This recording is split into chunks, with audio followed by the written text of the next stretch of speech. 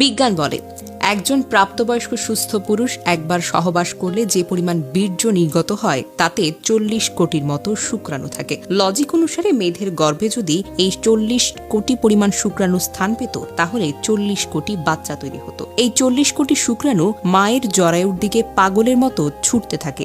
জীবিত থাকে মাত্র 300 থেকে 500টি শুক্রাণু, আর বাকিরা এই ছুটে চলার পথে ক্লান্ত অথবা পরাজিত হয়ে মারা যায়। এই 300 থেকে 500টি শুক্রাণু যেগুলো ডিম্বাণুর কাছে যেতে পেরেছে তাদের মধ্যে মাত্র একটি মহা শক্তিশালী শুক্রাণু ডিম্বাণুকে ফার্টিলাইজ করে অথবা ডিম্বাণুতে আসন গ্রহণ করে। সেই ভাগ্যবান শুক্রাণুটি হলো আপনি কিংবা আমি অথবা আমরা সবাই।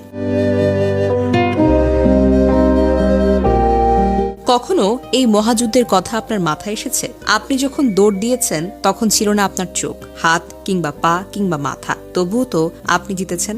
আপনি যখন দৌড় দিয়েছেন তখন আপনার ছিল না কোনো সার্টিফিকেট, ছিল না মস্তিষ্ক, তবু আপনি জিতেছেন। আপনি যখন দৌড় দিয়েছেন তখন আপনার ছিল না কোনো শিক্ষা, কেউ সাহায্য করেনি আপনাকে, তবুও তো আপনি জিতেছেন। আপনি যখন দৌড় দিয়েছেন তখন আপনার একটি গন্তব্য ছিল, সেই গন্তব্যটিকে উদ্দেশ্য ঠিক রেখে একা একাগ্রচিত্রে দৌড় দিয়েছিলেন। শেষ অবধি আপনি জিতেও ছিলেন। বহু বাচ্চা মায়ের পেটে নষ্ট হয়ে যায় কিন্তু আপনি মারা যাননি, পুরো 10টি মাস পূর্ণ করতে পেরেছেন। বহু বাচ্চা জন্মের সময় মারা যায় কিন্তু আপনি টিকে ছিলেন। বহু বাচ্চা জন্মের প্রথম 5 বছরেই মারা যায় কিন্তু আপনি এখনো বেঁচে আছেন। অনেক শিশু অপুষ্টিতে মারা যায় কিন্তু আপনার তেমন বড় কিছুই হয়নি। বড় হওয়ার পথে অনেকেই দুনিয়া থেকে বিদায় নিয়েছে কিন্তু আপনি এখনো বেঁচে আছেন। আর আজ আপনি কিছু একটা হলে ঘাবড়ে যান, নিরাশ হয়ে পড়েন। কেন বলুন তো? কেন ভাবছেন আপনি হেরে গেছেন? কেন আপনার আত্মবিশ্বাসটা হারিয়ে ফেলেছেন? কেন আপনার বন্ধু বান্ধব, ভাই বোন, সার্টিফিকেট সবকিছু আছে, হাত পা আছে, শিক্ষা আছে, প্ল্যান করার মস্তিষ্ক আছে, সাহায্য করার মানুষ আছে, তবুও আপনি আশা হারিয়ে ফেলছেন?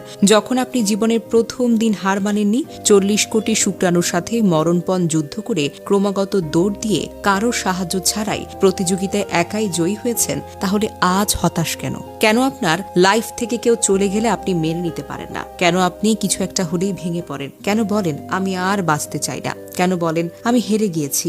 এমন হাজারো কথা তুলে ধরা সম্ভব, কিন্তু আপনি কেন হতাশ হয়ে পড়ে আছেন? আপনি কেন হারবেন? কেন হার মানবেন? আপনি শুরুতে জিতেছেন, আপনি শেষেও জিতবেন, মাঝপথেও আপনি জিতবেন। নিজেকে সময় দিন, আপনার মনটাকে প্রশ্ন করুন কি প্রতিভা আছে আপনার। মনের চাওয়াকে সবসময় মূল্য দিন, দেখবেন আপনি জিততে পারবেন। শুধু নিজের মনের জোর নিয়ে যুদ্ধ করতে থাকুন, দেখবেন একদিন আপনি জিতে যাবেন।